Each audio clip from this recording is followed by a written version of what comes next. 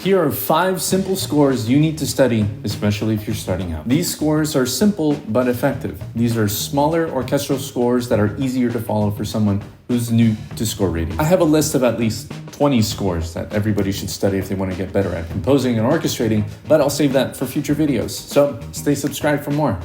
Let's get started. Mozart's Symphony No. 40 in G minor is a classic and a great piece to study because of how focused it is with its writing. You can spend time identifying what the melody is, what the bass line is, the accompaniment parts, but other things too, like how does Mozart maintain his pacing throughout the piece. The orchestration is simple but effective, and string writing hasn't changed much since then, so you can take a lot of pointers from the symphony. It's also a typical classical symphony, so you can start studying form with this piece as well.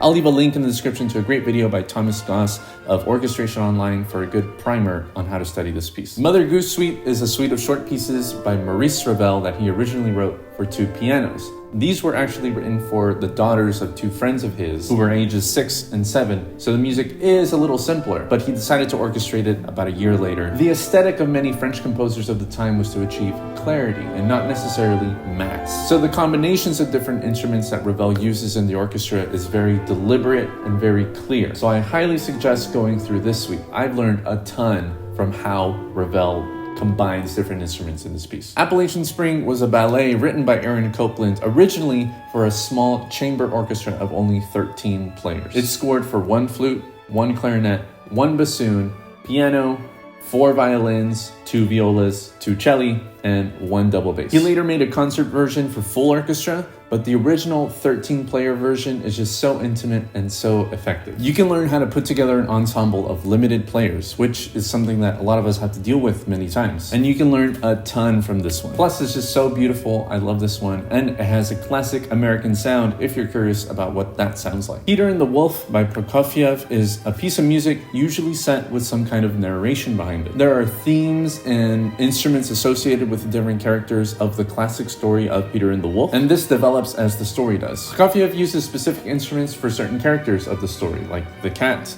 the bird, the wolf, the duck, and all kinds of musical alliteration. This is a simple piece with cool techniques to convey the story with music and narration. This score isn't available on IMSLP for people in the US, but there are a few places where you can buy the full score. I'll try and leave a link down below to at least one. Finally, A Young Person's Guide to the Orchestra by Benjamin Britten, on a theme by Purcell. The purpose of this piece is to showcase the different families of the orchestra. The brass, the woodwinds, the percussion, and the strings, and all of them put together.